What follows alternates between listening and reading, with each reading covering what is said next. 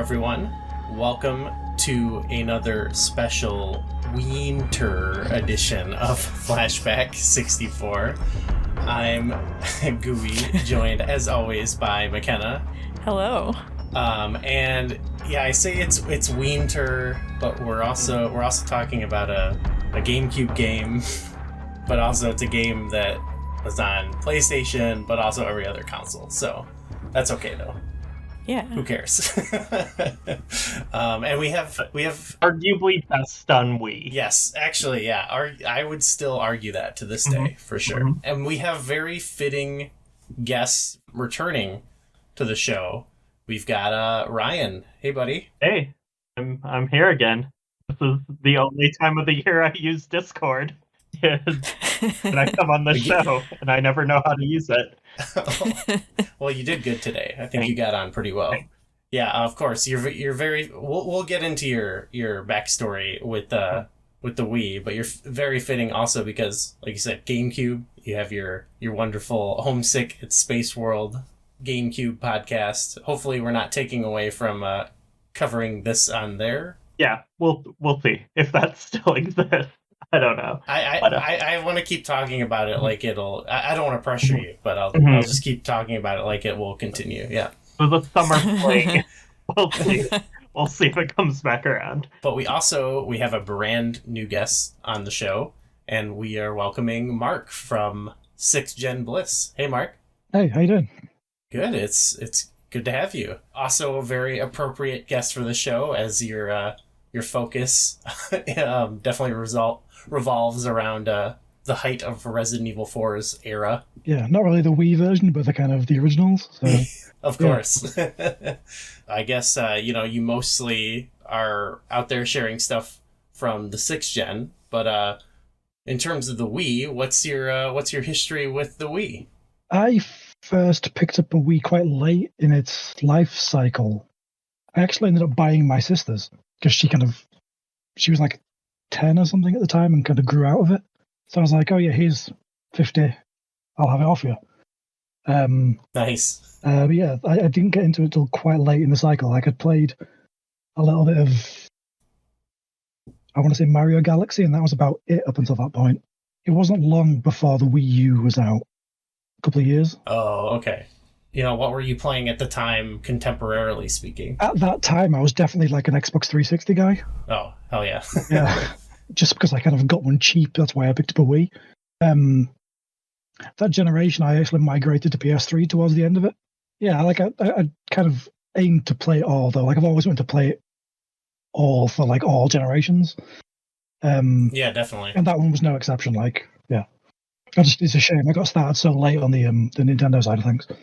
I was like the reverse. Like the 360 that I got was like, it was like me and my roommate split one off of Craigslist, like for like $50 or something a piece, and just shared it, and it was kind of busted, but we had to. It was like going through like the backlog a bit of the console stuff I'd missed.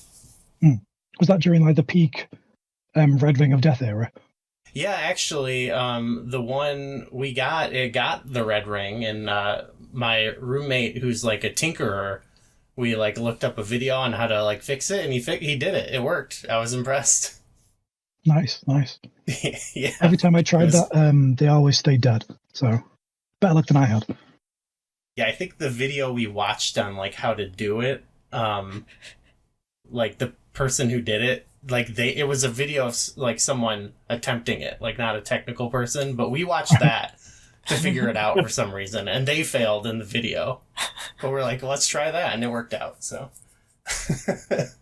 we had to, I might have said this before, but we had to get the disk drive open, we had to like first put something in and like push it up to like get it to come out, like almost pry it out. And so we used like a steak knife that we just left by the 360, like on the, on the little stand. And that's the Xbox knife.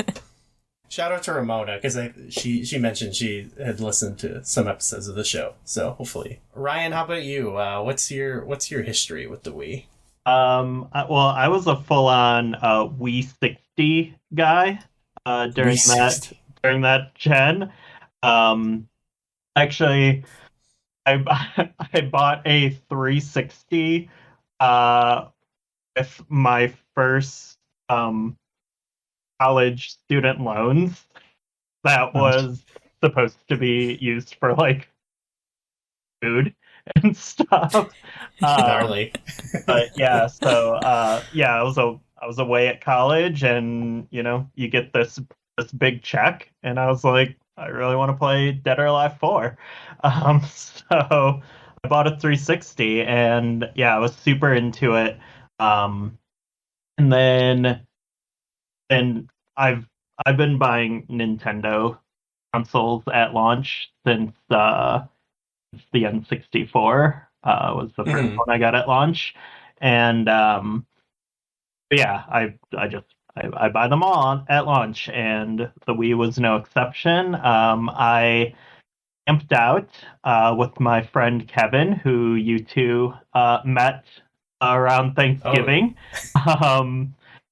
And we camped out at the in the garden section of a Walmart in Rockford, Illinois.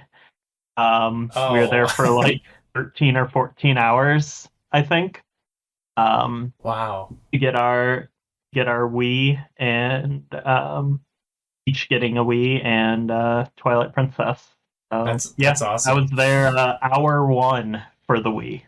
Were they as difficult to get over there as they were over here? Because for like the first 2 years, that you just couldn't get them. Absolutely, it was brutal, and like any time my friends or I were like out, and if you'd see a Wii at like a store, you would just like text everyone you knew and just be like, "Hey, like, Quick, the Target on East State Street has 2 Wiis."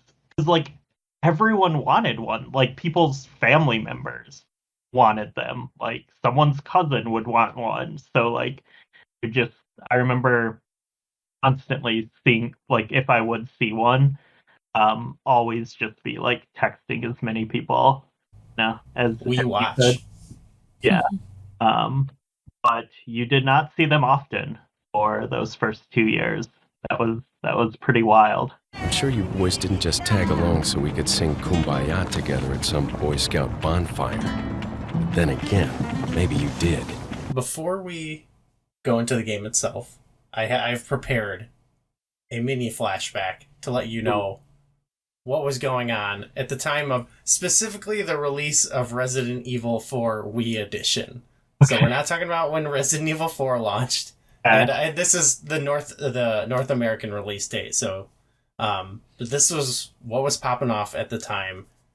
June 19th, 2007. Umbrella by Rihanna was in the middle of a 7-week reign at number 1. Appropriate, yeah. Wait, yeah. Yeah. Well, okay. In a second as well, yeah. That really hit me, yeah, okay. The number 1 movie at the time was that weekend, I should say, not in like Fantastic Four: Rise of the Silver Surfer. That's bad. That's really bad. Yeah, it was just that weekend, I'm pretty sure. Let's see. Okay, I have a list of games. Okay, I'm just going to go in order. Fortress in the Sky for Nintendo DS. Dirt for 360 and Windows. Dungeon Maker Hunting Ground, PSP. SimCity DS. Raw Danger, PS2. Ooh. Raw Danger! Exclamation point. It is. It's the Disaster Report games. Brothers in Arms DS. And Transformers Autobots for the Nintendo DS. So, I feel like now, anytime we do a grab bag of games, there's always like a cartoon game for the DS, which I guess is appropriate. Also, this wasn't that day, but I just noticed like a couple days prior, June 15th, Bob Barker hosted his final episode of The Price is Right. Now, folks, I want to thank you very, very much for inviting me into your homes for the last 50 years. I am deeply grateful. And please remember, help control the pet population. Have your pets spayed or neutered. Goodbye, everybody. And it just made me kind of feel old because we sometimes see The Price is Right on at the gym, and like I see Drew Carey, and I'm like, oh yeah, you know, he's like the newer host of The Price is Right. But he's been the host for like 20 years now. I don't think. Wow, 20 years. I don't think we've had that on TV in England for at least 1 year. Really? Okay, so it died along with Bob Barker's hosting over there. We didn't even have him. We had. Oh, you had your own version. You're right. Okay, that makes sense. I think it was Bruce Forsyth. Okay. He just like you have to look him up. He was like Dick Van Dyke, but somehow even stranger. What's the killer game show in the UK? Like, you know, the number one. I don't watch TV. Oh, okay. I knew you guys got it over there. What was it called? The Weakest Link? I know that was hot for a while. Yeah. But, in the last 10 years, I couldn't tell you. That was like the gimmick of that show, was like, look at how British this lady is. Yeah, she's very British. And if you fail, I will tell the whole world you are the weakest link. Goodbye. Let's get into talking about the game. McKenna, tell everybody about Resident Evil 4. Wii edition, I guess. Yeah, Resident Evil 4 is a survival horror game where you play as Leon Kennedy, who is on a mission to rescue the president's daughter from a group infected by parasites, Los Illuminados. In a departure from the first 3 entries in the series, the game abandons fixed camera angles for a third-person over-the-shoulder perspective. Leon uses a variety of weapons, including knives and several types of guns, to fend off enemies, from the infected villagers to the massive gigantes to the near-invincible regenerators. He will navigate through a village, castle, an island, and their surrounding areas, solving puzzles, defending Ashley, and picking up various items like herbs and treasures to help him on his mission. You'll need to manage your inventory space in a grid-based system, placing your weapons, ammo, and health items to fit within the allotted space. The Wii version features point-and-shoot controls, and at times you'll be able to shake the Wiimote in order to attack or dodge, often during QuickTime events. After completing the game, there are several extra modes you can play, including New Game Plus, a couple modes where you can play as Ada Wong, and a Mercenaries minigame. Bam. Yeah, that was hard for you to. Yeah, that was like different from my playstyle the rest of the game. Oh, the mercenary. I was talking about writing that paragraph. Oh, the paragraph. It was both easy and difficult. I was like, there's plenty of material. It's really the not saying too much. There's a lot to say about the game, yeah. There's a lot going on. Yes, so Mark, what is your history with this game? So, in a similar way to me picking up the Wii quite late, I was really late to the Resident Evil 4 party. Mm-hmm. The first time I actually played it was the terrible PC port a couple of years later. Oh, okay. Before like the HD edition, the very first one. Yeah, I Infamous. went to like I guess our equivalent of a Goodwill and picked it up, like, next to nothing. Uh-huh. And that was my first experience with it. So I picked up the Wii version. I don't know exactly when, but it was long after the Wii was dead. Just because I didn't have it and I wanted a copy of it. Mm-hmm. Of the original version, it's probably my favorite version of it. But that said, I hate motion controls with a passion. Okay. Okay. So it took a while to acclimatize to it. But yeah, I was definitely kind of late to the Resident Evil 4 party compared to most people. I don't really have much choice at the moment because I do have the game, but it's a sealed copy. So you don't want to risk it. My original copy got scratched up in a move, so I couldn't play it anymore.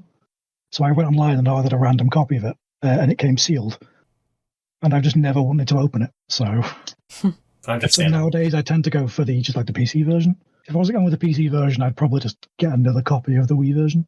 Okay, right on. Yeah, that's interesting. You say that. I didn't know like the original PC version wasn't great. Like that's a whole other topic. Is just how many like platforms this game has come out on, and like and the story behind all of them is kind of crazy. I don't know. I don't know if we could sum all of that up in the podcast, but it's pretty interesting. But I guess Ryan, what's your backstory with this game? What are you talking about? I thought this was a GameCube exclusive game. How could it ever have appeared on another platform? I thought Shinji Mikami was going to cut off his head. That's what I heard, yeah. It showed up. It was exclusive for, like, the duration of the initial trailer. Yeah. It was, I believe it was announced for PS2 before it even was released on GameCube. Which is, yeah. No, I mean, I was a big GameCube guy, big Capcom guy. So Capcom 5 was something I was into. I was a huge Resident Evil fan in general from the PS1 games. So yeah, I got the GameCube game on at launch, and like loved it. And I think there was probably like a solid year or so where I was like, where that was like, yeah, this is my favorite game ever made. Like, this is the best game ever made. Like, and I've kind of like softened on that. Yeah, I was a massive RE4 fan. I bought the PS2 version when it came out because it had like some additional content and stuff, and it was like cool that there was additional content, but it was kind of it was like definitely like an like somewhat uglier version, but really like not horrible or anything. I still think the PS2 version is totally fine. But yeah, and then and when the Wii version came out, I bought that right away as well. Which is This is like a reoccurring thing in my life. I do not know how many times I've bought a version of Resident Evil 4. I own many. Yeah, like, same. I own the remake on 2 different platforms. Like, it's ridiculous. If there's a Switch 2 version, I'll probably buy that as well. But yeah, so I got it, and I love the Wii. I think it's great. The real good stuff is so good. It's so like unique. There's nothing quite like playing like a really good Wii game. But also like pretty early on, we kind of learned that like all motion control implementation is not created equal, and Nintendo does it really well. Third parties, it was kind of a crapshoot. Like, you never really knew.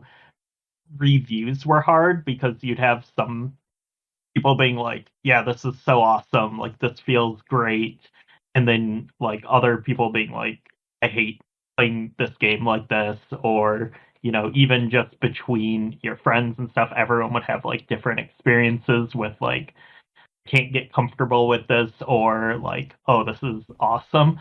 But I feel like RE4 Wii Edition was a point where like everyone just kind of agreed, like, this works.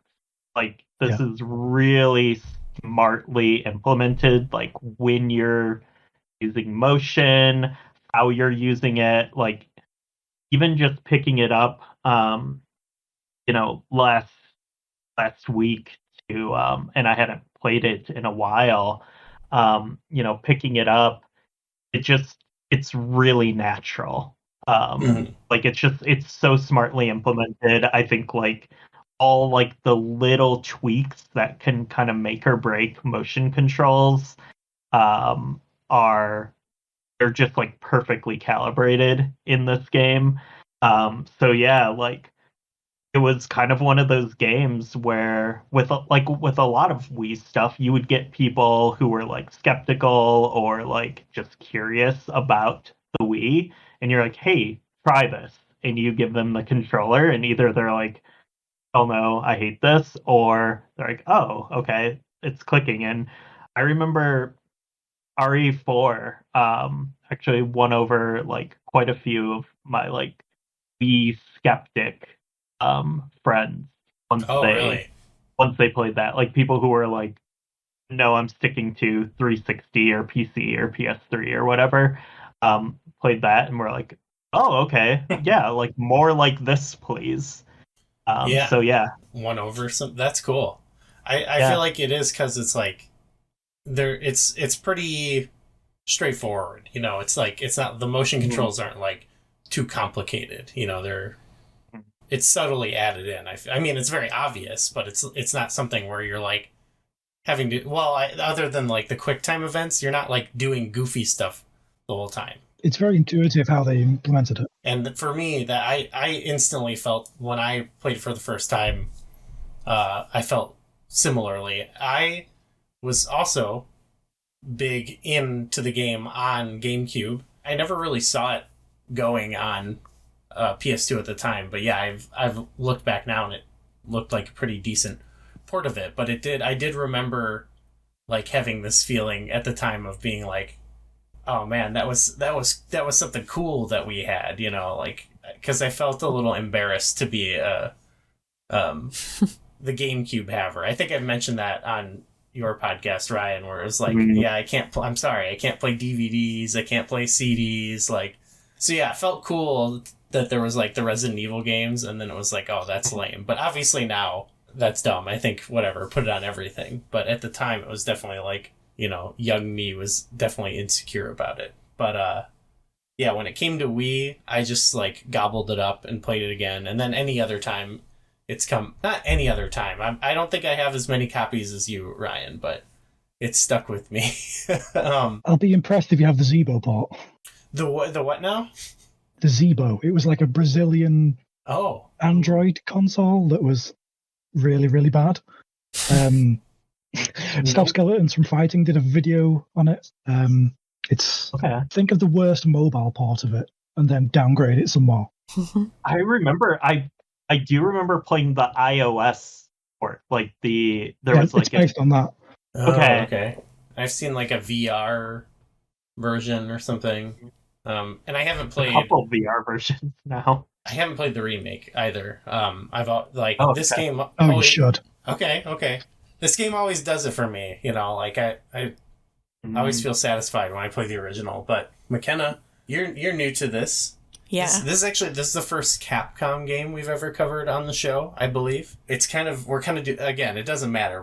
We're a little out of order. This is going to act as a prequel for when we inevitably cover Resident Evil 2, I guess, on the N64. But amazing port.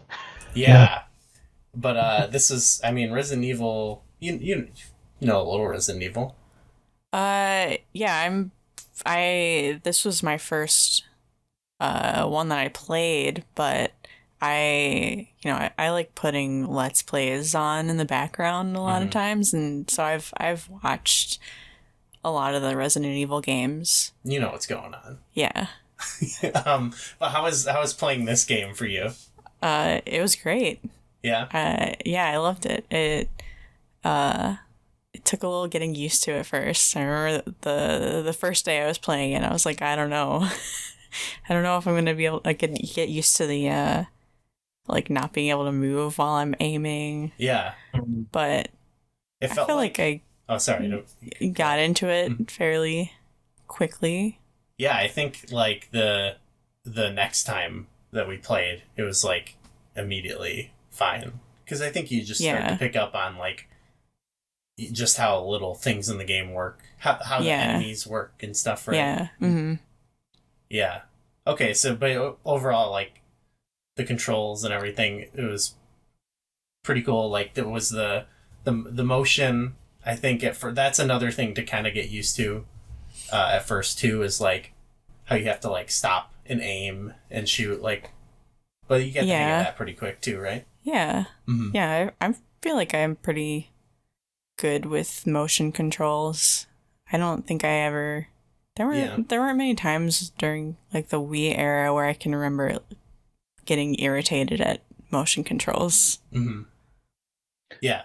I feel like I think because it just makes it makes the game a little bit easier, I think, just because you can much more easily point and shoot than like I do remember it was kind of part of what made it fun, but having that little red reticule on like the GameCube or whatever the other versions, like that in itself was its own like challenge to line up. Not that it was that hard, but Yeah, I feel like that would have slowed me down.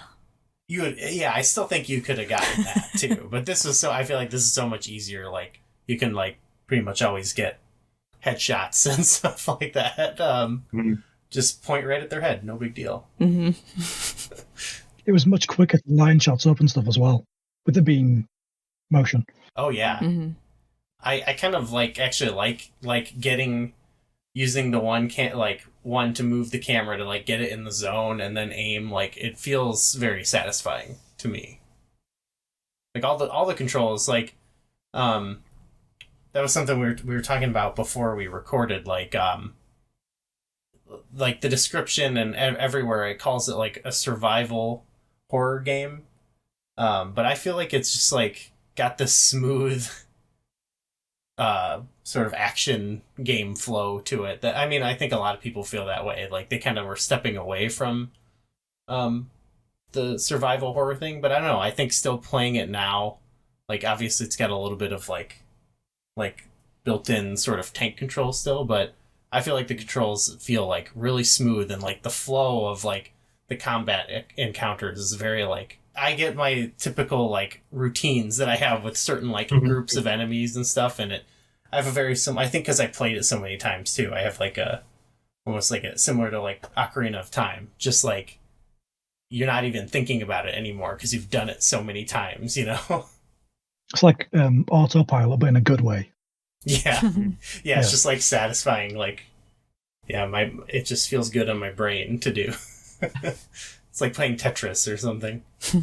Yeah, Resident Evil 4 has just like the most perfect rhythm of a game.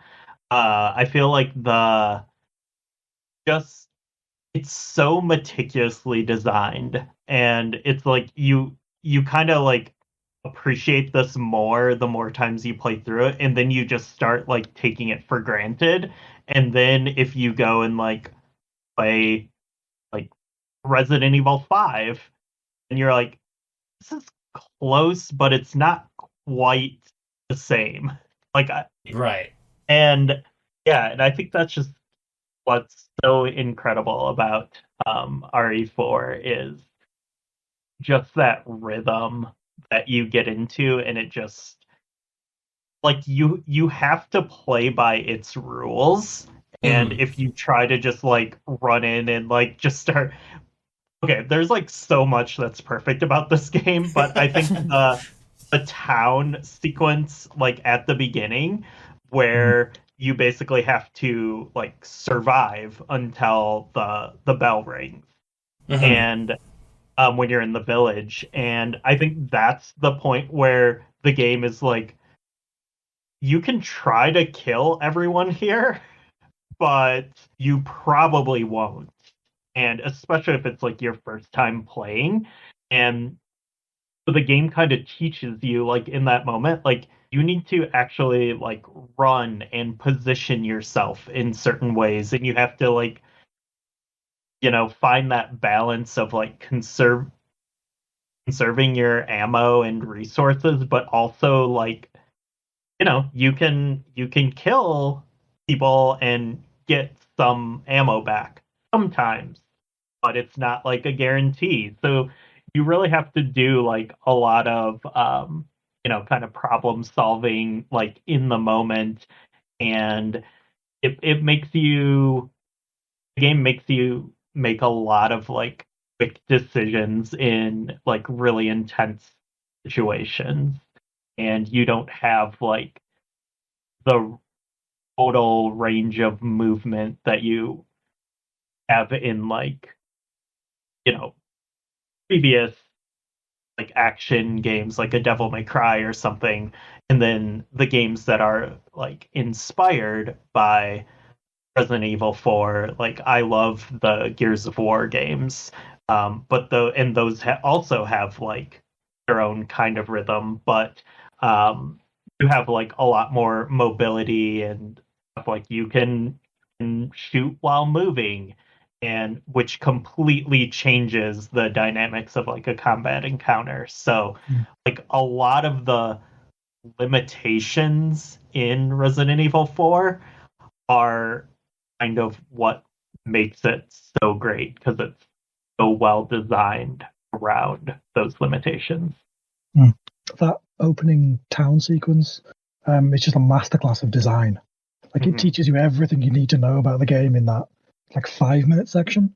Yeah. It's got all the movement stuff in there, like the environmental stuff that you can use as well. Oh yeah, Ladders. Like and going through windows, things like that. I really didn't appreciate how well done it was until way after the fact. But going back to it now, it's like it is absolutely perfect. Yeah. And like, so you were saying, Ryan, like taking it for granted. I think that's something that I had done with the game as well, because like it was cool, like watching you play again and like discovering things that were like things I kind of just already took, like I already took for granted, already assumed. I was like, oh yeah, that's like really cool that this is in the game. And I think likewise for you, I think the town section, that was the end of like the first session we played pretty much, right? And I think like that was like your big like challenge / breakthrough, wouldn't you say? Yeah, I was it started out I died maybe once, or maybe only once, maybe twice, but I remember it started and I didn't feel like I fully had a hand on everything yet. But then like after I finished it, it was still challenging at a lot of points, but I was like, okay, I get this now. I'm ready to continue.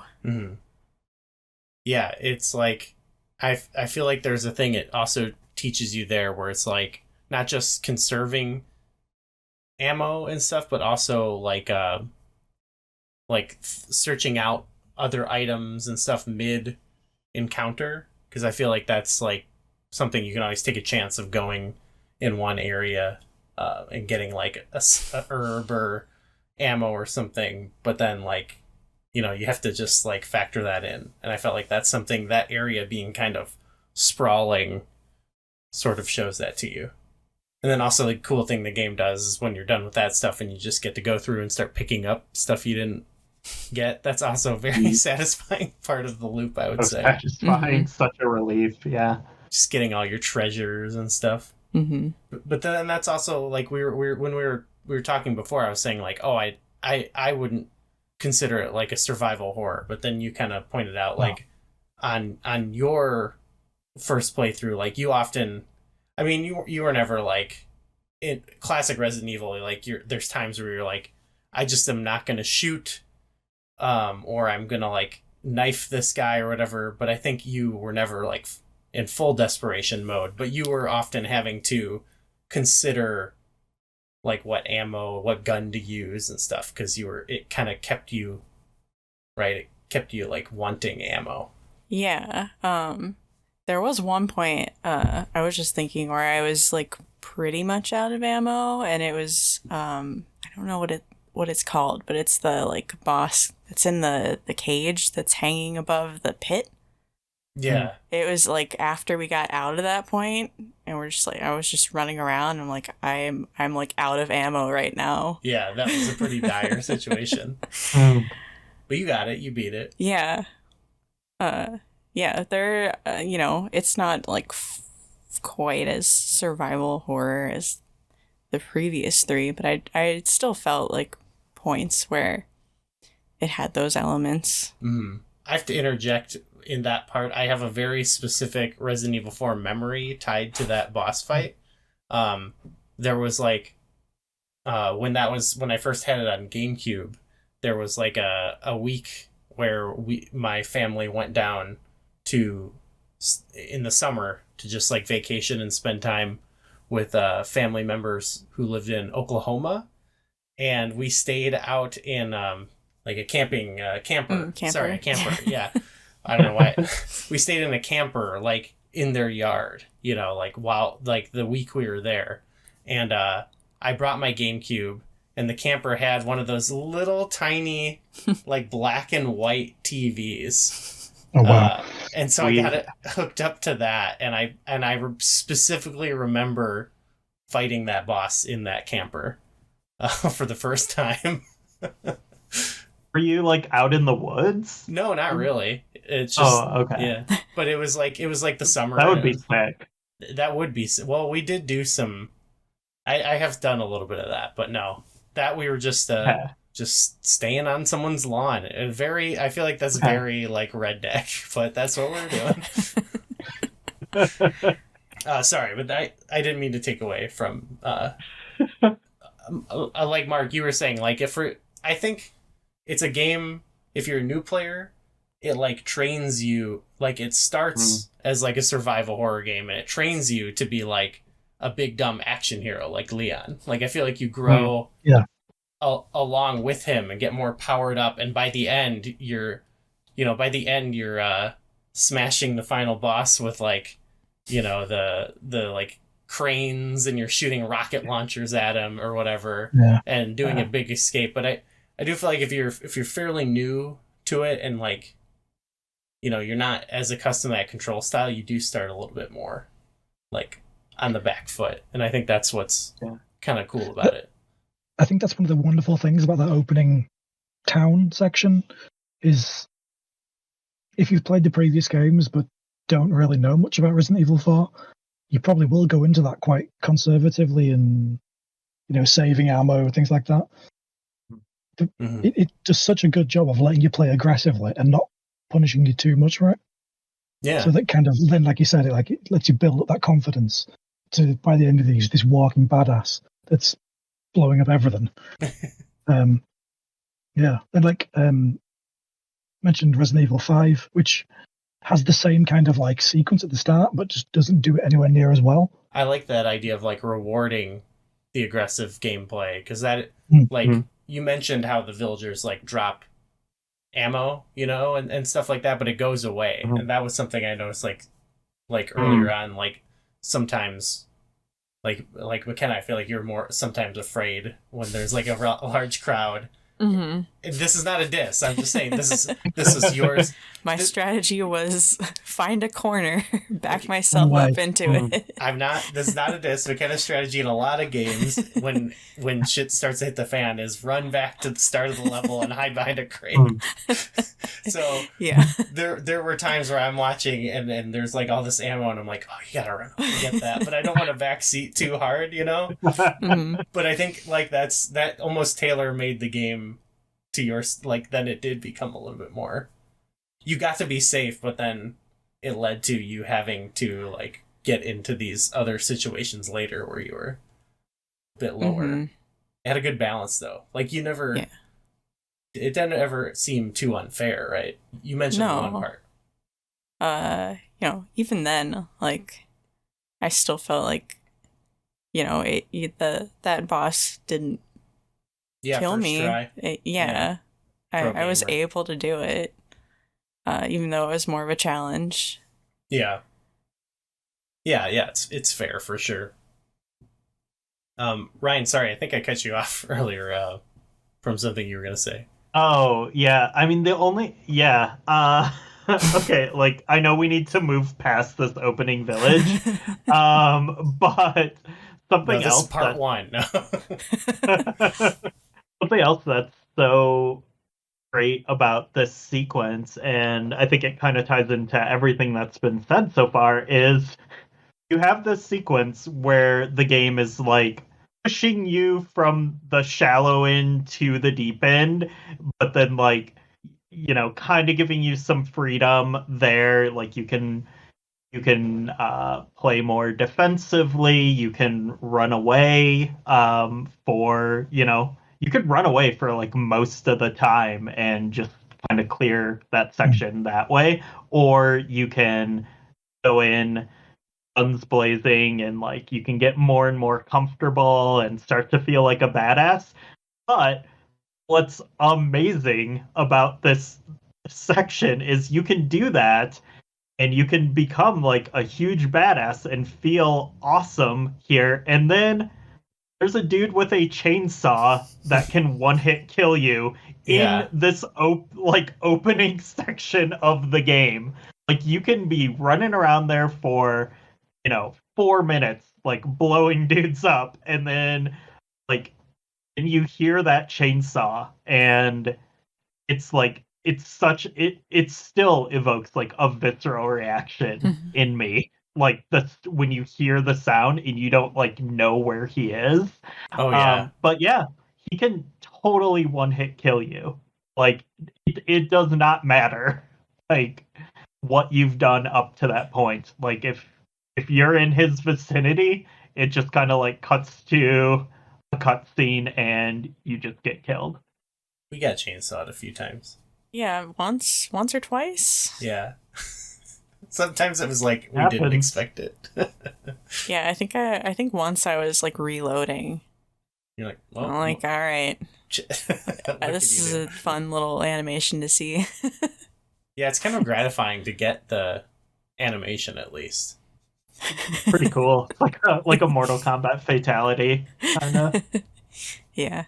Yeah, I like that part though. Like the risk reward of like you could go for the shotgun, but it'll trigger that cutscene. And it was something like that was one thing that was fun about the game. Like when I think I had a guide or something, and when I learned like those little specific things, like this will make this happen and this will make this happen. Like I would start to play the game like really cautiously. Like I can't go in that house, or the chainsaw guy will come get me. But it probably wouldn't be that bad. But like even to this day, I still have. You mentioned the visceral reaction. Like I just have a fear of like, don't want to accidentally go in that house. Like, we respect his home. We don't want to set him off. It is quite a brutal death, which is more so for the GameCube, but like that being on a Nintendo platform wasn't super common either. Again, that was big for me at the time. I was like becoming I think my teen years. Yeah, I came into my teen years in the GameCube era, and I was like, for a moment I had a PS2 actually, because I played Vice City, and I was like, I gotta play this, and I was like, I want to play cool like adult games like this, like, and so like Resident Evil, it was like one of those things where I was like, yeah, no, it's not for kids, even though I like really wanted to play Zelda and Mario and stuff at the time, but you're like, I play that on the side. That is though, I think the game is it was at the time, and I think it still is my favorite GameCube game, and I'm like a big Zelda fan, but I like this game. Like it normally in the like Zelda community, you're like you like every Zelda game first, and then like every Zelda game's a 9 or above, people say, or something like that. But no, this was disagree with that. This is an era where I feel like actually Zelda kind of got walked on a little bit by some other games, including Resident Evil. That's my hot take. Metroid Prime. Yeah. Oh yeah. Great example. It's kind of my favorite game in the GameCube. Thinking about it. You got a GameCube game that's better than Zelda? I didn't have a GameCube. We'll come back to it. Mario Sunshine eventually, right? I didn't play any Zelda games on the GameCube. Twilight Princess was Those the are Wii games. And I never played the GameCube Wind Waker. I only played it on Wii U. All right, well, we'll save that for Wiinter. Oh no. Okay, other way incorporated motion controls was the one of the silliest ways, I think, is the QuickTime events, which, but to me, That's the most gimmicky thing, right? Yeah. But to me, the QuickTime events, like, in any version of the game, it's like the silliest part of the game. Mm-hmm. And I love it for that. But I think I think it works best on Wii U is because it is the silliest version of doing it. Mm-hmm. You know, instead of mashing a button, you're doing a Mario Party mini game. It never quite reaches boulder punching levels of silly either. Oh, Oh From yeah, 5. Resident Evil 5. yeah. This is a tasteful silliness. Okay. Exactly, right. It's in character silliness. Okay, funny thing about that though, you say that. So the PS3 version of Resident Evil 5 got patched like 6 months or a year after the game came out to incorporate PlayStation Move controllers. Oh, yeah. And so it was basically like it was supposed to be like the Resident Evil 4 Wii Edition motion controls on PS3 for Resident Evil 5. And I was actually really excited to try that when it came out. I'm like I'm kind of halfsies on RE5 in general, but like I had finished it. I finish every Resident Evil game, but yeah, I remember trying it and I'm like, something is just off here. Like it's not quite right. It just doesn't quite feel as good as the GameCube game. And then in preparation for this episode, I remembered the Switch version of Resident Evil 5 also has Joy-Con motion controls. Oh, It's the only one of the... They didn't do it for... RE4 has a great Switch port, but it doesn't include the motion controls. But Resident Evil 5 has like the PS3 PlayStation Move motion controls. You take the Joy-Con off and you hit like Skyward Sword or something. Weird. Only Resident Evil 5. Only Resident Evil 5. And it's okay. Like it's novel. I played through like a couple stages because part of me was like, is this a real thing that happened, or did I like? Is this like a fever dream or something? And so I tried it and I was like, yeah, you can totally play RE5 with motion controls, but they're just not quite as good as the RE4 Wii Edition controls. I wonder now if it's like, I'm curious, but is it worth it? I thought it would be fun to actually play co-op. Like I played RE5 co-op, and I think that's like the only way. That's the way to play it. Fun. Yeah. But is it like maybe we should get it and try the motion? Would it work co-op? I don't. Yeah, it should, right? You had 2 sets of Joy-Con. All right, down the line we'll have to do that. Okay. All right. Yeah, it goes on sale for like $5 on the eShop. That's it's when not I a hot got it. commodity. Yeah, I think I've got it on Switch as well. Oh, I just wanted to mention though, you warned me like to not let my guard down during cutscenes because the things happen during cutscenes. Yeah, was that wrong to like? You told me that like there was times where you'd like get up during a cutscene and you'd come back and be dead. I don't know what I was doing when it originally came out. I was like 14 or something when it came out on GameCube, and it's like, oh yeah, cuts.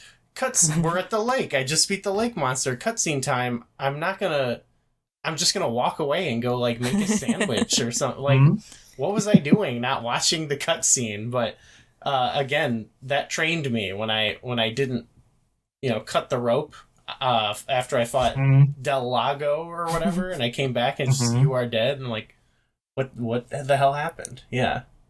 Yeah, I had that like one time where I was still holding the Wiimote, but I didn't like have a firm grip on it, and there was a shake QuickTime event, and it just kind of fell out of my hand and hit you. You threw it at me, yeah. You're using the wrist strap. Yeah. Yes. Improper use. Some might say I spoiled like some of the experience, but I just figured I was just like, you're not going to want to die and do this again, so I'll just tell you about it. Yeah. Just gave you some fair warnings, yeah.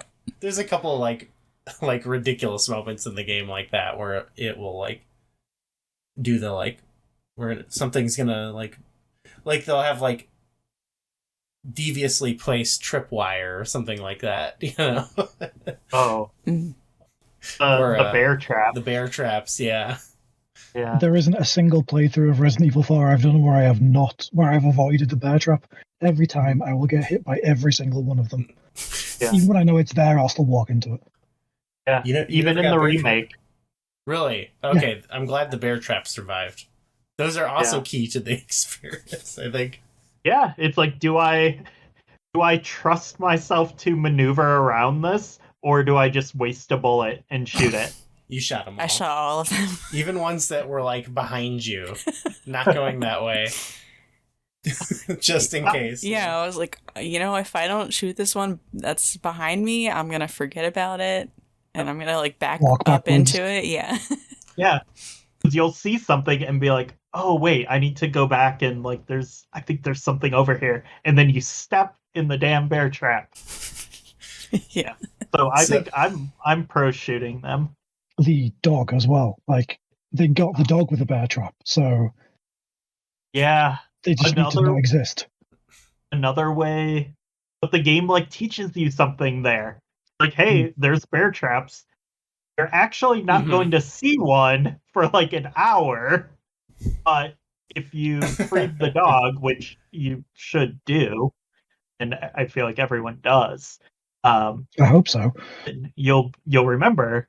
Oh, there's a bear trap that got that dog, and then now there's things that look like bear traps here. I didn't know it was an option to not save the dog. Like, like when we went up to it, I'm like, oh yeah, I guess there's nothing stopping you from moving on. But it just to me seems like, then you go to this part, then you save the dog. Like, yeah, what? Yeah.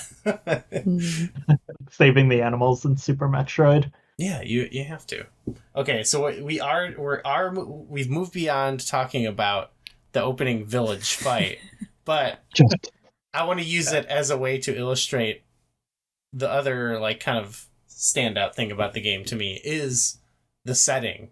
I feel like at the time, like I was a Resident Evil fan before this, though this was like the first one I became like obsessed with, but it was like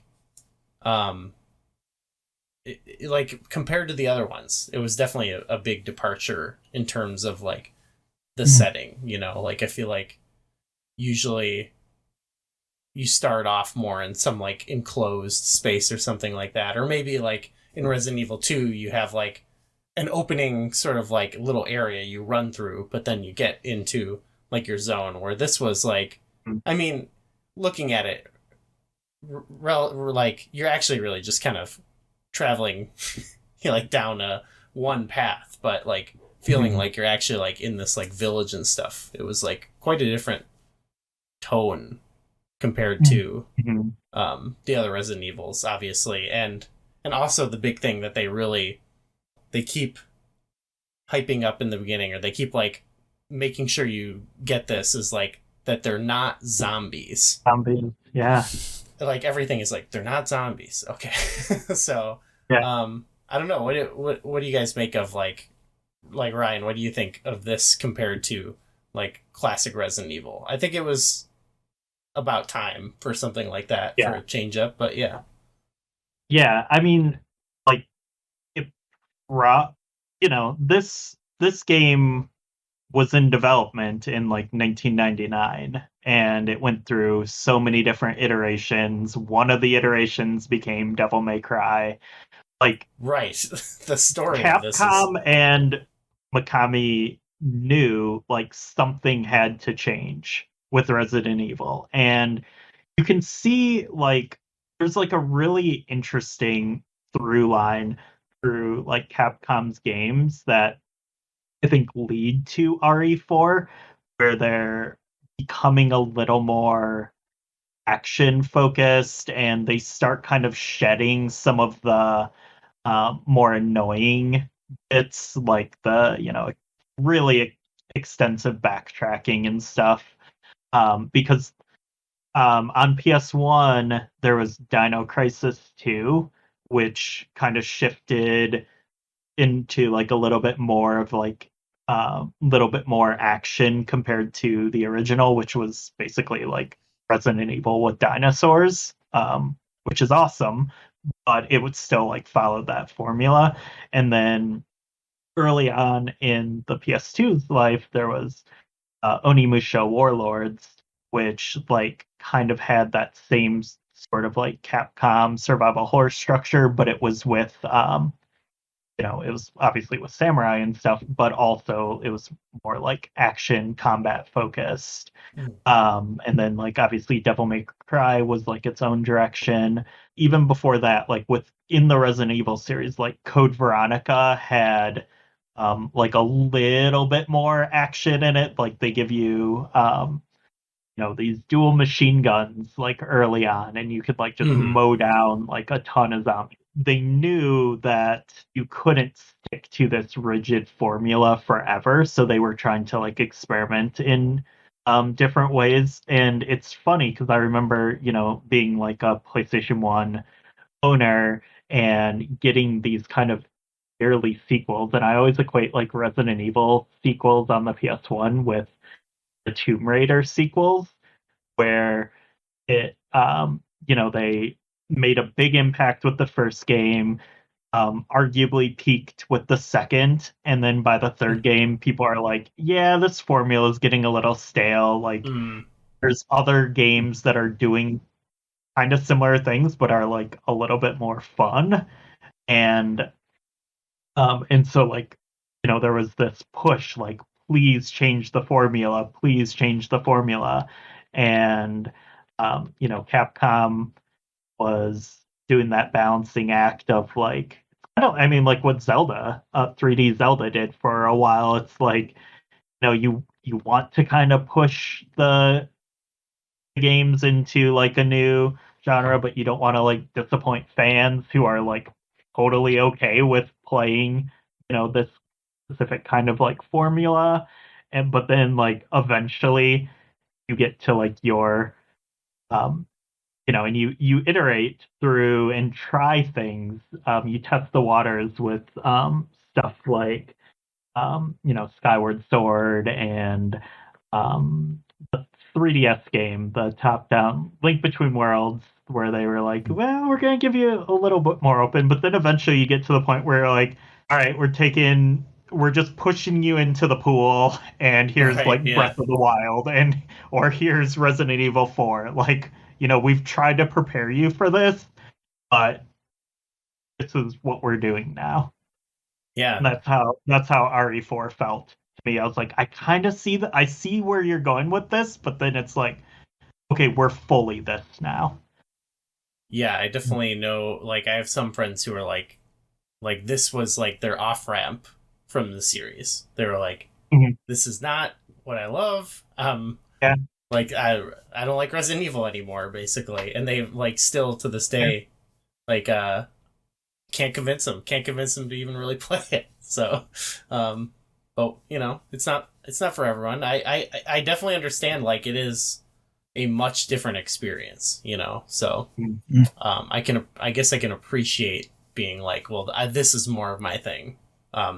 This certainly stands out, even though they were flirting with action stuff even before this really came out. But Mark, for you, like, was that like a big for a long time, 4 was for me like the death of Resident Evil. I still love the first 3 games. The fixed camera perspective, the terrible acting. I mean, that didn't really go away, but no, it's core. I mean, I eventually played it, and obviously I've come around, but I still, there's a very clear separation in my mind between 1, 2, 3, Code Veronica, and 4, 5. We don't talk about 6, and so on. Oh yeah. Which I get. I definitely get that. Yeah. Like you mentioned before, with it being survival horror, this is it's not even horror. It's me. It's action. It's pure like camp action, which is great. But it's different from what it was before, and that's okay. But at the time, I was very much like, it was one of the reasons why it passed me by. It was like, this isn't my Resident Evil. Sure. It's a bit silly looking back, but I kind of wish they'd release the old builds, when Resident Evil 4 had like the fixed camera angles and stuff like that. So that stuff looked cool. Like some of the footage and stuff. Yeah. Even if it was just like buy the special edition of the remake of 4 and you get this as like a demo sort of thing. That would have been cool. But yeah, I've still not fully kind of like embraced the change. Okay. Like given the choice, I would still take the old style. Oh yeah. But like I've kind of separated the two now, so Resident Evil 4 is its own thing, and that's cool, and the old ones are their own thing, and that's cool.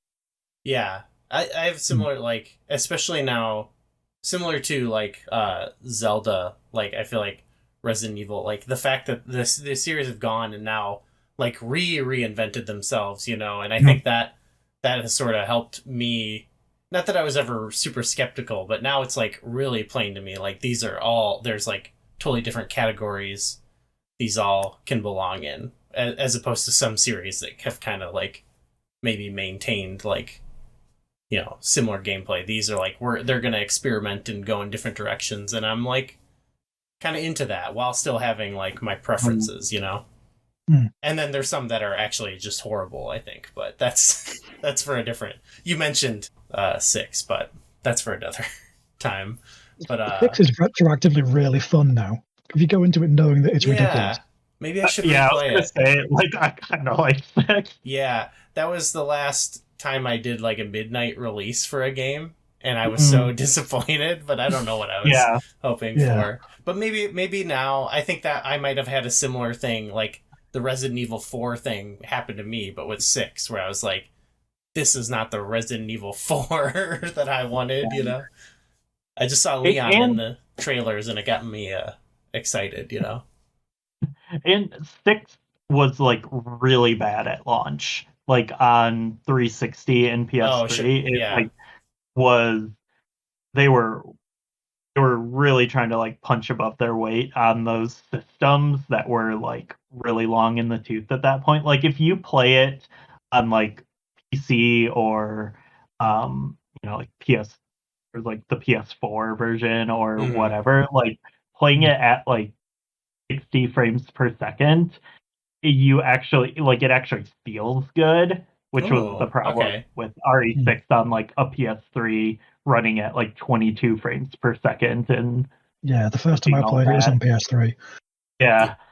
My post Red Ring Xbox that had been stabbed in the mouth many times didn't take kindly to it, I don't think. But for you, McKenna, this is like, again, you kind of have like you've gotten different parts of the series, and you are already pretty much familiar with this game. So, like, coming into it was like, I don't know, the tone, the setting, like, did it stand out to you, or like, what was your takeaway from it?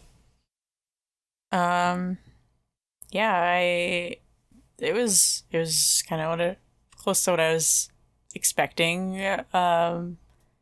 Maybe I guess I knew it was a little goofy at times. But I definitely it was like Spanish. It was fun trying to figure out what they were saying. Eventually I was like, oh, they're saying Ahesta. They're saying there he is. I was like, I know that. And then, there were times where I was just making fun of Leon. Yeah, he's kind of I think there's one point where he was like, what's going on here? And this is after I've read like a series of notes that say exactly what's going on, and I was like, laying out, you don't know how detail. Leon doesn't know how to read. He's just like picking up these notes and looking at them. I'm like, all right. And he survived the Raccoon City incident like Even though this is a little different, it shouldn't be all that weird. Yeah, like right away he's like the fact that like I'm never in a situation where I'm like they're not zombies, you know, like to have dealt with zombies before, but then now you're dealing with like weird dudes, and you're like, this is I don't know. Or you'd be investigating, like it's just funny when you investigate stuff sometimes, and it's just like science things. I don't know what this is for. I know you don't. You don't have to tell me. Top Resident Evil himbo. I love his interactions with the villains in this game. Yes. He gets he's so ridiculous and just like trying to sling one-liners and It's got the best one-liners of the series. Since you're here, why don't I introduce you to it? It should keep you busy. Can't remember the name, huh? A senior moment, perhaps. Yeah. Yeah, I like their like FaceTiming, which is fun. Yeah. Yeah. Very reminiscent of the Metal Gear Solid codec. Yeah. I remember like thinking that that has to be. It was like one of my first thoughts Absolutely. when I played RE4 for the first time, and I think there is like some like I think Metal Gear Solid kind of went through that similar transition as well into from like a pure stealth game to stealth action. I mean, there was always some action, but like the combat in the first Metal Gear Solid is not the point. Like, it's not good or fun. And they like kind of made it better for 2, and then by 3 they like really got the hang of it. And then like Metal Gear Solid 4 is just like it's like a third person shooter essentially. Mm-hmm. It's funny though, because when they remade the first game with Twin Snakes, you could then non-lethal all the bosses, which was kind of a little bit more fitting. Yeah, a lot of the dialogue is like it's fun, it's cheesy, I love it. And then there's times where it's also like it makes me cringe a little too hard, I think. Mm-hmm. Most of the dialogue involving like Ashley it gets pretty rough a couple times, where I'm like, a different era. Yeah, it played really well, I think, to the demographic of people I knew playing at the time, but teenage boys. Yeah, but that also makes me think of, I guess, the other gameplay element we really didn't hit upon, but there were those sections where you like had to escort Ashley, and like even with those, like I think people have a negative association with like escort missions and things like that, but I think they're overall in this like pretty fun encounters, and they're all doing quite well. Yeah, good. Like what did you think about them, McKenna?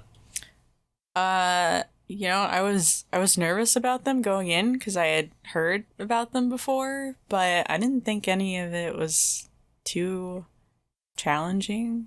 I didn't struggle with it. I think the only time she got kidnapped was like something dumb happened, like towards the end too. It was like on the island, and it was like, what? Yeah. Generally speaking, for those sections, you just tell her to get in the trash can, and then kill everyone, which also not great optics.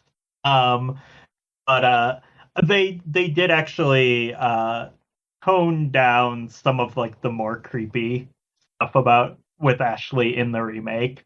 I would imagine that I could have guessed that happened.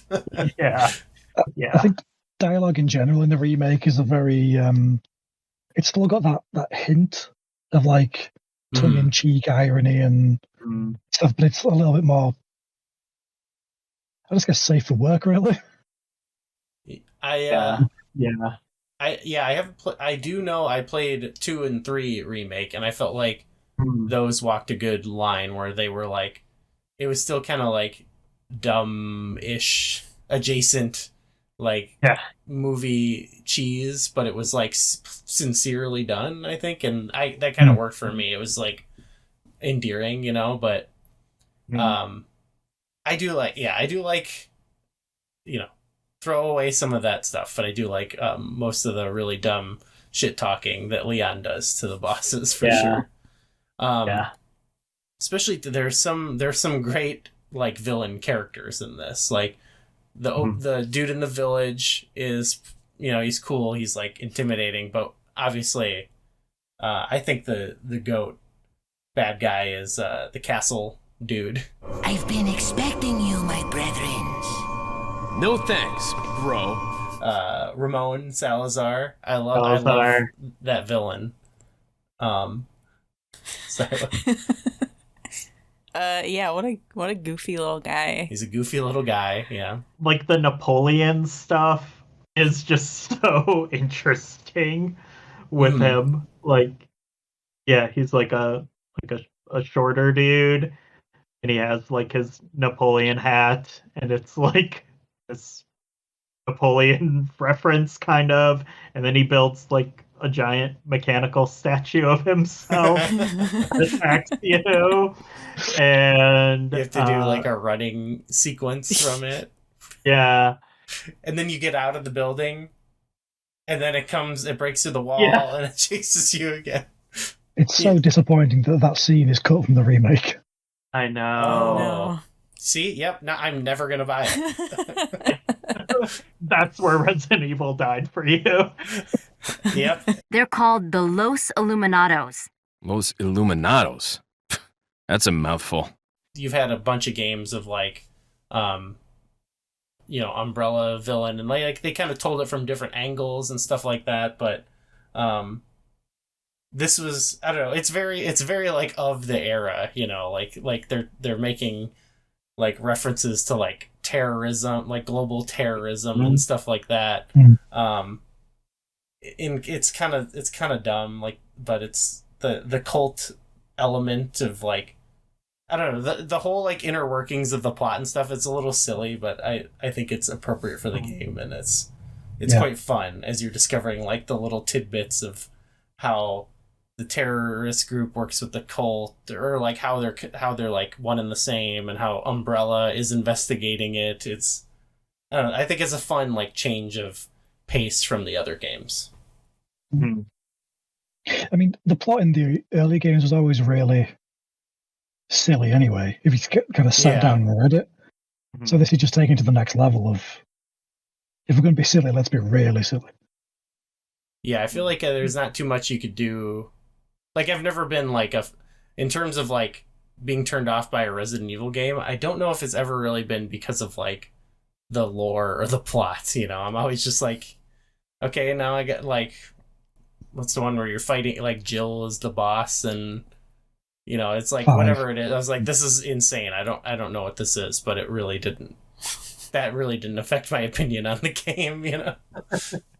I'm not precious with the Resident Evil lore. Like, I love the movies and stuff, so do whatever I say. I mean, I've read some Resident Evil novels. Oh, hell yeah. I've like no excuse for that. I kind of just love all of it. Yeah, I think like RE4 kind of took it into like I think there was again like some potential just residue of Kojima influence on the games industry at that time, because I do think the cult and terrorist organization and all that is like there's definitely like some Metal Gear vibes, with like the weird science behind it as well. Yeah. He was the right guy for that time. Yeah, and like Mikami and Kojima were like peers and friends, and you know, very chummy. So it's like how like James Cameron inspired the design for the Predator. You know, it's just like two of the top dudes, you know, just kind of like sharing influence. That's what I'm assuming happened. Maybe they were talking, and he was like, you should go to an island or something. I don't know. Because even like that, when you go to the island at the end, it kind of feels like not like Metal Gear necessarily, but like you're infiltrating this island base. It kind of vaguely is Metal Gear-ish, but I'll say actually the castle, the navigation of the game, it's never like complex like a Resident Evil game. But the castle like does kind of give more like of a, for me at the time, that was like the most where I felt like kind of Resident Evil-y, where it was like The classic feel. a classic feel, but still a new setting, So I kind of like the village worked as like a lead up to that. And then even in a lot of the classic Resident Evil games, they always kind of feature you going like deeper into like a lab or something like that. And so the island kind of had that feel. So I feel like it kind of walked the line of like translating some of like classic Resident Evil vibes, maybe mixed in with some Metal Gear vibes, I guess you could say. Yeah. I think there's one last like gameplay thing I wanted to mention that you hinted at, McKenna, was the inventory management system. It's also very good. I don't know what there is to say. System ever. I love the case. Just organizing the case in itself is very satisfying. What was your case strategy? Your case organization strat? I just got everything as much over to like the left and up as possible. Yeah. And then put more stuff in, combine stuff if I could. I was like, we always have to, as soon as it becomes available, you gotta buy the next case. Size case, yeah. Yeah, I wasn't sure if I was gonna like it or not, because I had seen it before, but then when I started playing with it, I was like, oh, this is really cool. Yeah, it's like a mini game on its own. Yeah. I was pretty prepared for this just because I'd played a lot of Diablo prior to RE4, which this feels like fully lifted from, but we had never seen it in like a non-PC style game.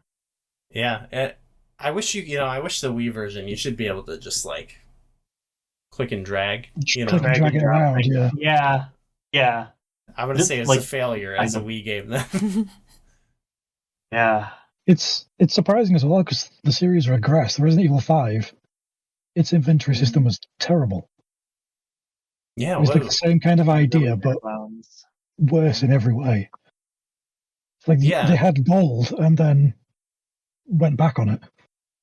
That's kind of how I feel about this game in general. Is like it's actually kind of like a double-edged sword. I feel like because I love it, and even though it's different, but then I feel like it did kind of like for a moment get the series in like a weird zone. Like the success of it was almost too much success for it, where they kind of had to chase that specific style instead of like, how we talked about, like they only got there by sort of like, actually like trying different things and But that makes sense to do, I guess, when you have such a big hit, or like that's what people typically do is try to iterate on it and stuff. So I imagine the pressure was insane. Like from having a game that was huge, like Resident Evil 4 was, the follow-up had to be equally huge, but more and just better in every way. Like that must have been insanely hard to deal with.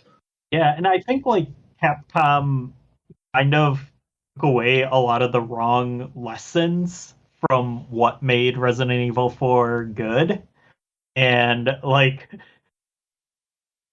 when you're making a sequel, like it wasn't like a problem that you couldn't move and shoot because the game was designed around that.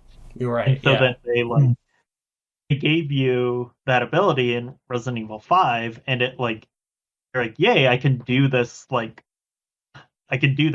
now, but like the stages aren't designed as well, so it's like it's actually not that satisfying to be able to do it.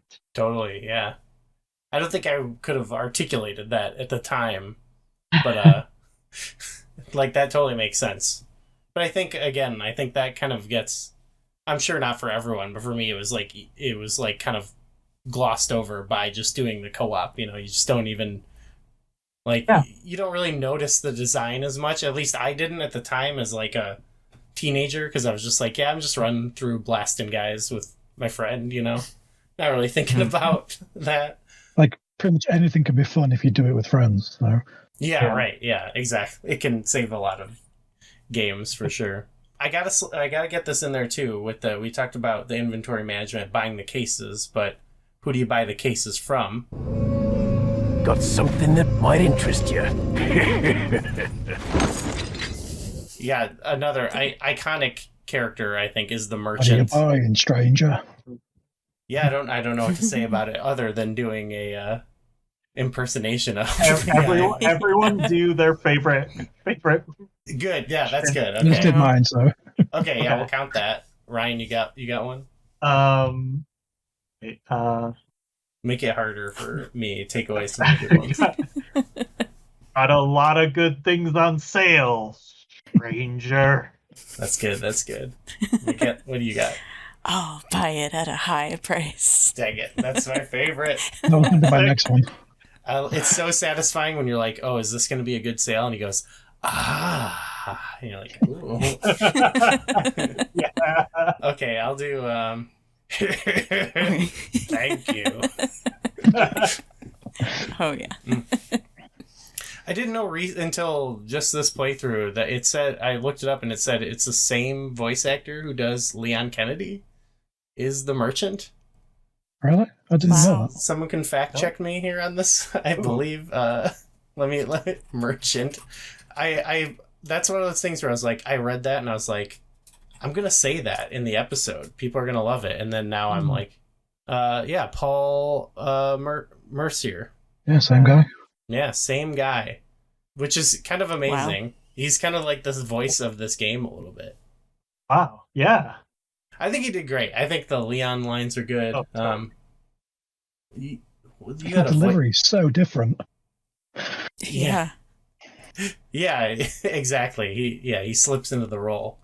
You had voice I saw the voice of Ashley was the voice of Sandy in SpongeBob. Well, kiss my grits! Like, obviously, there's so much. Like, we could talk about almost every encounter in the game, but we're not going to be able to do that. But Krauser fight, quick time battle, awesome. But both his quick time battle and his fight. Is that What's your favorite? What's your favorite? Anything in this, like encounter, like boss fight? Gigantes. Is that okay? Yeah. Is that right? Gigante. Yeah. The one where the dog comes and if you save him, he can help you out. Yeah. Another excellent line delivery. Hey, it's that dog. Hey, that dog. It's that dog that we saved like 2-3 hours ago or something, depending on who's playing, But it's so triumphant because it just cuts to the dog and you're like, it's that dog. And it's such a challenging fight, and again, just so well designed. There's multiple strategies you can kind of take to it. It's where do you position yourself, all this stuff. And it's just such a great, intense boss fight. And then you also have the dog. Okay. Who doesn't love the dog? Yeah. No, I'm sure I'm not the first person to say this, but I think if I was the band That Dog, I would reunite. I don't think they're together, but they should reunite and sample that line. For an album, probably. Start their shows. Yeah, hey, it's that dog. Before they come on to. Oh, I hope that's true. They should, yeah. Mark, how about you? What's your favorite enemy, boss, encounter? What have you? I mean, obviously the opening arena town fight. But aside from that, I've always been partial to the Mendez fight. It's nothing special from a gameplay perspective.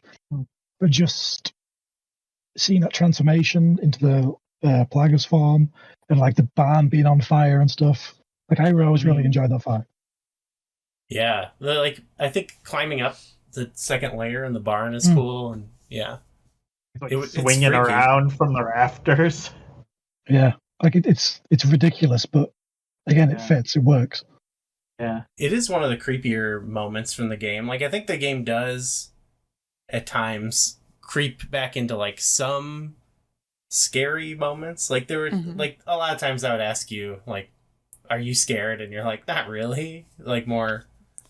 But there were a couple of times there you were were a couple scared. moments. Yeah. Were that well? We'll definitely talk about that. But I want to know to you too. Are there any moments you're ever scared in the game? No. Okay. It's not in a way of like it doesn't scare me. I'm just genuinely curious No. It doesn't even do jump scares, really, does it? It decides to do that when you get to the island. It decides like we're really scared. We're really scary now. Like it'll have like there's a time where a guy like bursts out of a thing and he's on fire and it's like yeah. Oh, yeah. And that was a moment where I was like, oh, they do that stuff all the time in like the classic ones. But yeah, it was like that stood out as like, oh, they haven't really done that this game. But you've got what was your number one scared time? Well, there were one of them I'd say was more. There are two that I thought of. Okay. But the Regenerators freaked me out. Yeah, those are really freaky. But that was also like one of my favorite parts of the game. Like anytime they appeared, like they scared me the most, but I also loved it. Because it was less actiony gameplay. It was like yeah, slower. like the first time you see one, you can't you don't know how to defeat it yet. Mm-hmm. And you're usually finding them in like the more cramped spaces. You can hear them breathing from a distance, so you're like, "Where are you?" But yeah, every time I saw them, they scared me, even though I was prepared to kill them, and they just slowly walk towards me. Mm-hmm. The music that played during those encounters is really good. The music in the game in general is pretty sick. The particular the safe room theme is like one of my typewriter. Yeah, top tracks. But but the other part is another little gameplay part I wanted to mention is the part where you play as Ashley. Yes, yeah. Because that's a really, you don't have weapons. You're just running around avoiding enemies, occasionally grabbing, a lamp to throw at people. And then you go through this like dark area and there's these like suits of armor. As soon as I saw the first one, I was like, oh no. That was genuinely like that was kind of a freaky moment, yeah. So I'm just like slowly walking through like, oh my god, they're gonna come after me. Yeah. That part makes me think of too, we haven't really talked about like puzzles, but there are like puzzles in the game, but that's another way where it's like, okay, like I think they kind of made these not that exciting compared to the classic Resident Evil. That's one down. Yeah. Yeah.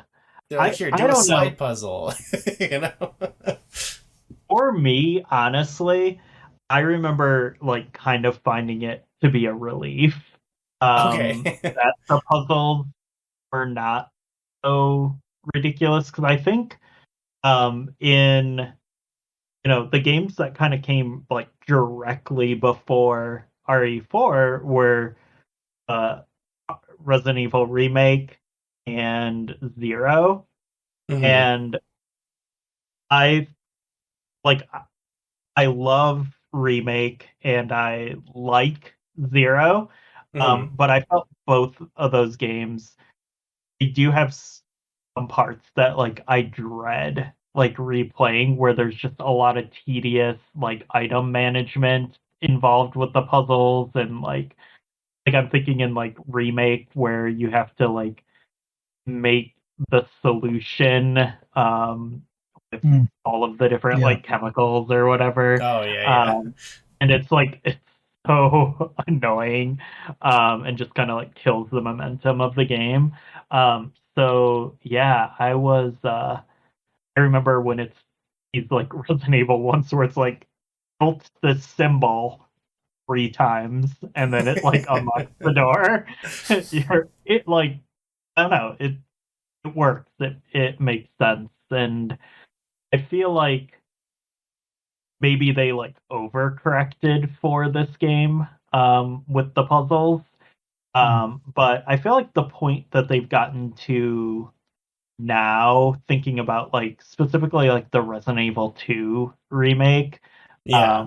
I feel like that is like kind of the perfect balance for Yeah, they did it really well in the remakes. I remember thinking that about too. Like, actually, I remember when they first announced it, or it's like sort of a feeling I had kind of wanted for a while, was like, oh, if they could marry like this kind of gameplay with the classic sort of navigation and puzzles, like I would be into that. That would be like a unique but familiar take. I was a little disappointed when it was like a remake. I kind of was like, oh, I'd like to see, but they do have like I haven't tried them yet, but I want to play like Village and stuff like that and see like the different stuff they've done with the other newer games. But it's been a bit, it's kind of hard because actually 7, it scared me too much. I couldn't I was too scared. So that's why like Resident Evil 2 remake was kind of like the like, okay, come back. You're gonna be safe. It's gonna be okay. Even though it's a scary game to me still. But anyway, I want to play the newer ones. But I had to get over being scared. Maybe we can play them together. Village 8 has a lot of connections to 4 in like mechanically and weirdly story wise. Well, when I hear Village, I'm like, well, I like when it's in a village. Enemy I want to shout out is those like Iron Maiden ones or whatever, the claw dudes. They can't like see very well. Yeah.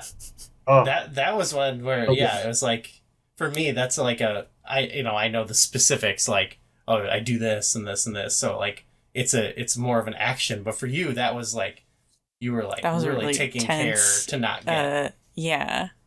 It was fun to watch. The part where you're like locked in the cage with the one. That was. I remember that happened, and I was like, "Are you kidding me? They're doing this to me." They always found good ways to like. You said this like the game. This has to do with the progression, the flow. Like it did a good job of like once you're familiar with something. Oh yeah, like kind of putting a twist on it or putting you in different situations so you're not getting used to any one enemy. And then being like, here's like a whole new type of thing. Yeah. And it's like this one crawls around. It like I think of like when the bugs come in, it's like you're used to this one thing and now here's this. Like and then okay, now here's some guys again, but they're stronger, they have helmets, like what was it? They eventually get like the electric baton things. Yeah. Stun rods. Yeah. Stun rods. Good amount of enemies, good amount of there's like enough unique stuff and like remix stuff throughout the game that it's just like I think the perfect amount of everything, I would say. Where's everyone going? Bingo? Okay, I don't want to keep you guys for too much longer, but I do want to also just shout out there's a ton of like the bonus content in this game that it's really like a great, depending on the version, obviously there's different releases and stuff came with different things, but there's a lot of like awesome extra stuff to do in this game. Even within the game, you have like the shooting galleries, but you have the 2 Ada modes.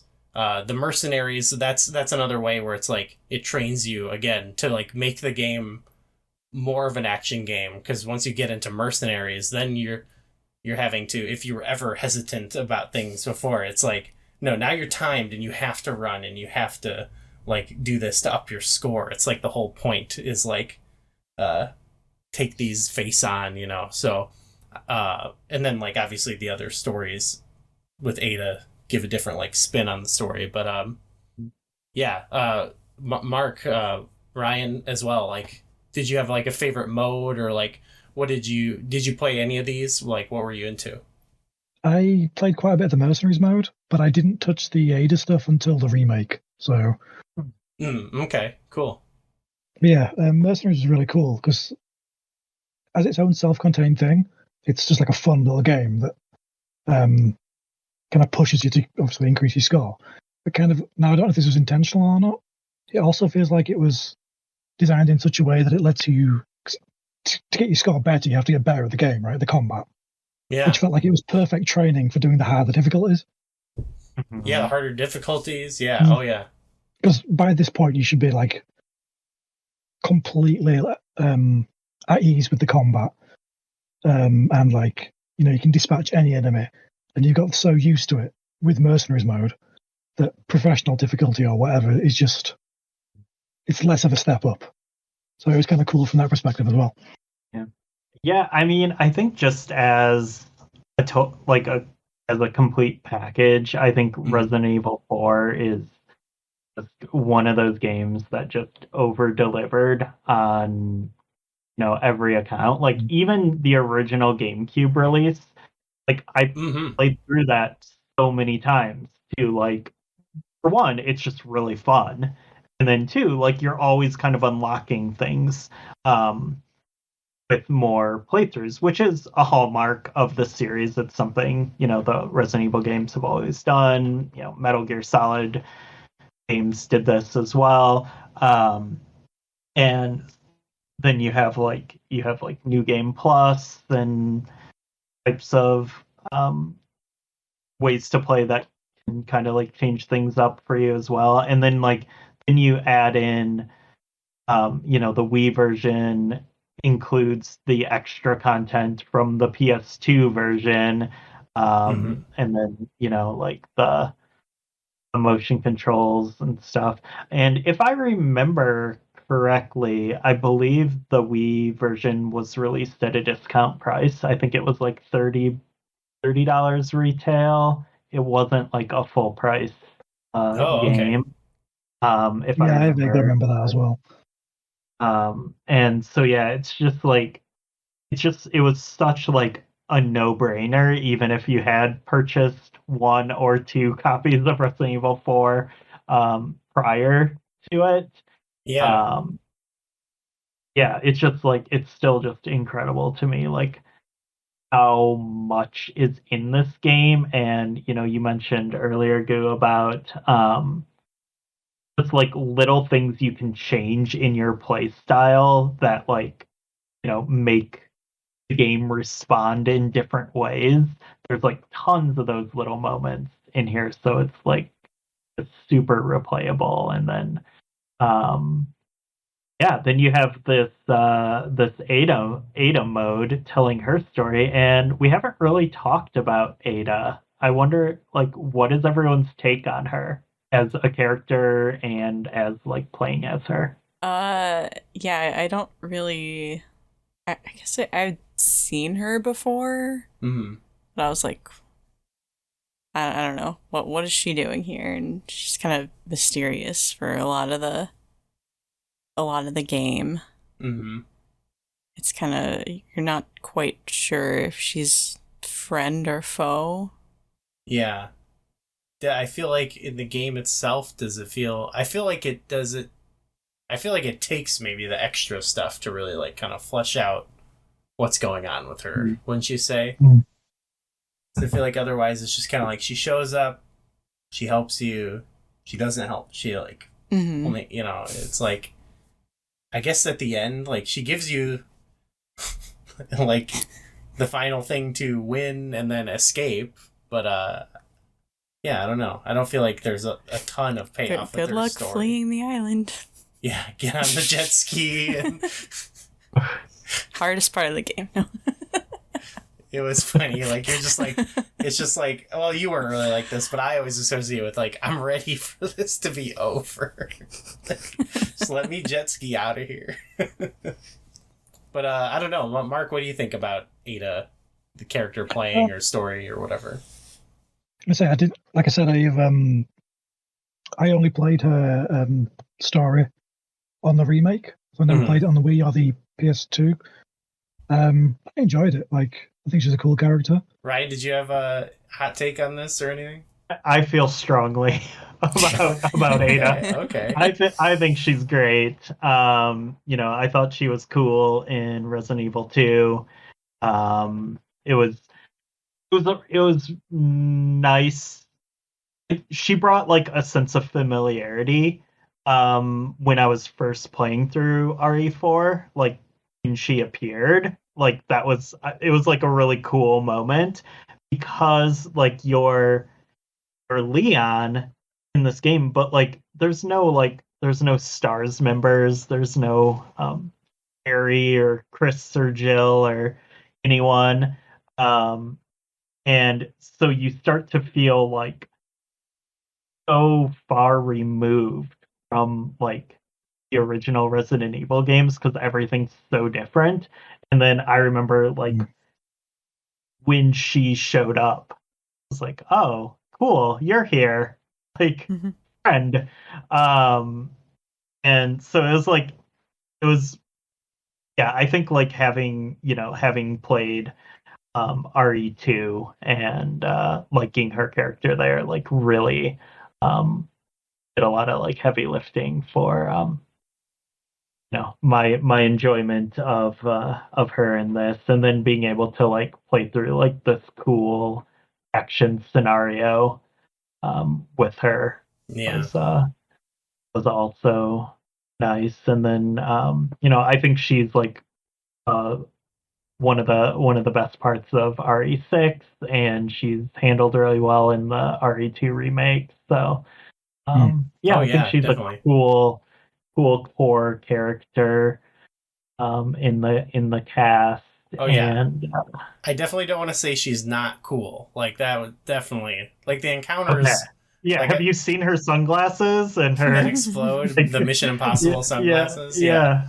No, It's yeah, cool. no. I was just, I guess, I don't know what I'm thinking. Like with a lot of characters, it's not like they necessarily have great pay. Like I think what's Ashley at the end is just like, you want to go out sometime, like it's not like many of the characters have like a great conclusion where I'm like, I'm happy where this ended. But I felt like with Ada, it took like playing the bonus modes to really be like put it over the edge in that game. But she is very cool. Like when they have the knife encounter and he's like next time use a knife, better for close encounters. That was and when she goes Leon, and she takes off her sunglasses, and then he goes Ada. Leon. Long time no see. Ada. Like the sunglasses are what did Superman it. defense. Yeah, exactly. Yeah. But yeah, it's cool. Like her mode, it's cool how they can like take the elements of the game and like remix them and like create a different feeling experience. That was cool too. And she's fun to play as, and like having a different loadout. That reminds me of classic Resident Evil. And I think also having the Umbrella connection to the story is cool still. Like it still fits in with the world, but like we're doing something different. Seeing Wesker is cool. And then like with Mercenaries where you can like unlock all these extra characters and you can play as Wesker and stuff, like that was pretty sweet for the time, because I always thought he was so like badass, especially in the movies where he starts doing like the Matrix type stuff. I was like, hell yeah. But yeah, I liked her in general in that, but all the bonus modes were pretty cool, and unlocking the characters.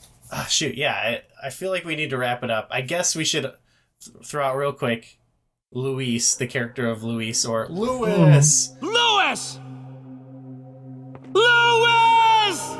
As Leon says.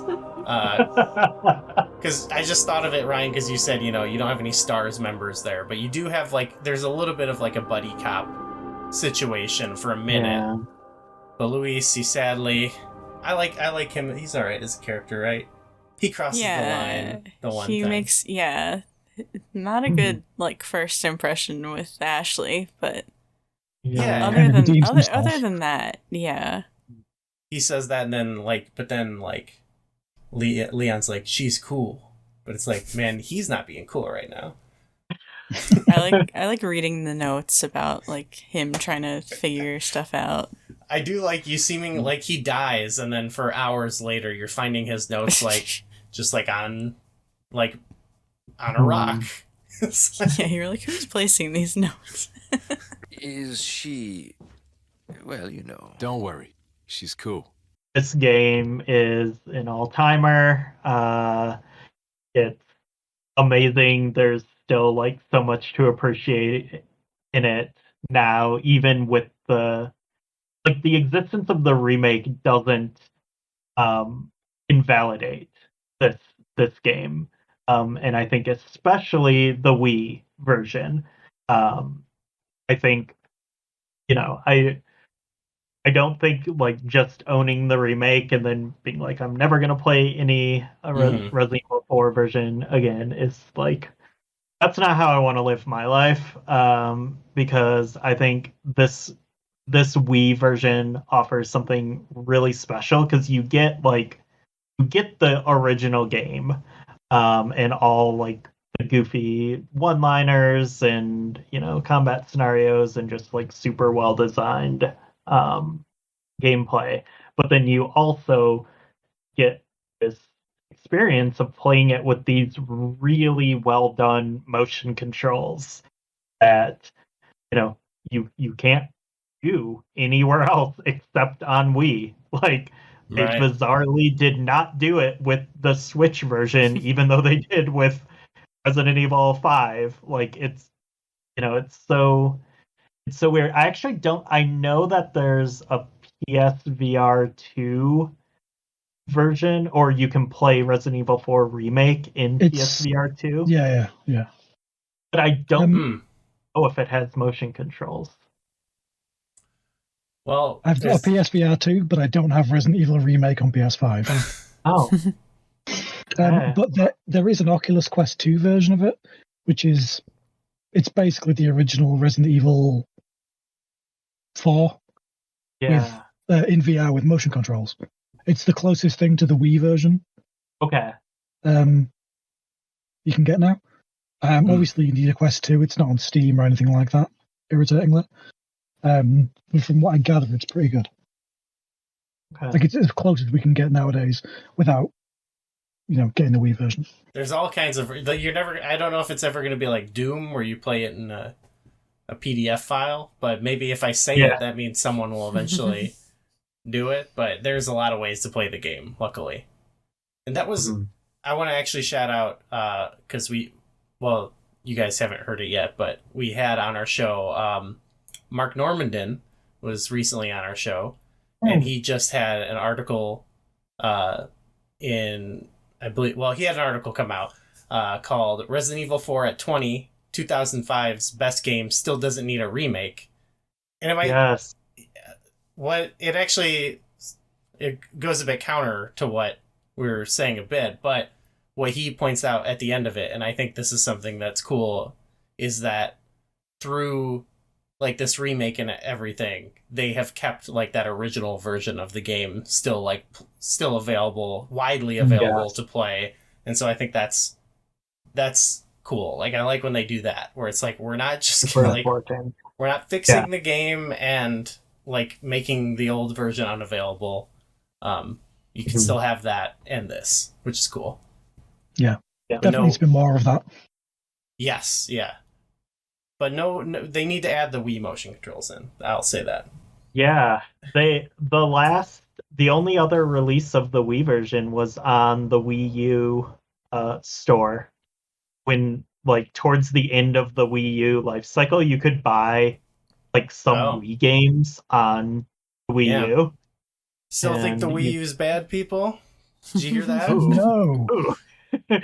You could, but now that store is down. So the only way to play the Wii U version is to buy a disc or like use Dolphin or whatever. But we actually we had to play this on Wii U because we were playing it on the Wii, and it started to it was like there was like all this horrible stuff going on with the graphics. It looked terrible, and it was like definitely overheating the Wii. So we're like, okay, well, let's play this on Wii U. Pushing the Wii to its limits. Wow. I feel bad, because is that the Wii I sent you? Yes. Well, okay, can't handle Resident Evil 4. I forgot to tell you that. Well, I did want to thank you. That was when we were like, let's do Wii shows. I was like, we got to get Ryan on. He's kind of like the granddaddy of our Wii, Wii playing. Okay.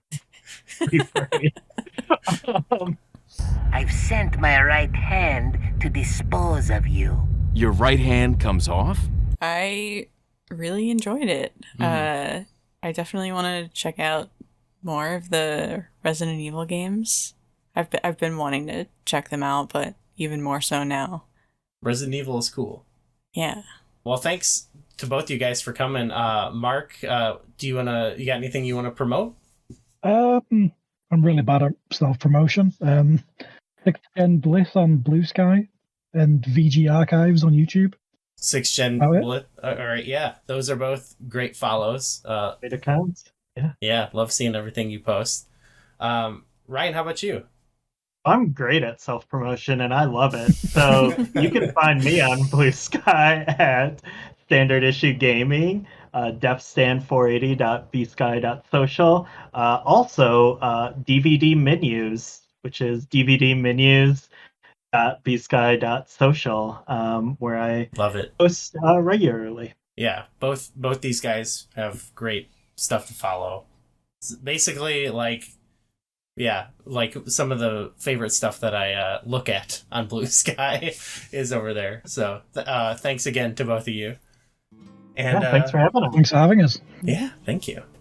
And McKenna. Thank you. And thanks to everyone for listening. We have, by this is going to come out in February, and we're going to do a March Wiinter, because part of March is Wiinter. Yeah. So we have one more to come. We're gonna keep it all mysterious, but it'll be a great episode. And thanks for listening. See you next month. Brr. Yeah. Instead of bye. Yeah. Okay, bye. Bye. And as always, we want to give a special shout out to our Millennium Star tier patrons. So thank you, Cyberlink420, Darren Hupke, Infection Form, Jeremy Aber, Kiefer, Nico Sylvian, Paul Quaid, and Underlined V. Thank you so much, and you can find our Patreon over at patreon.com/flashback64. No way, Leon. Way.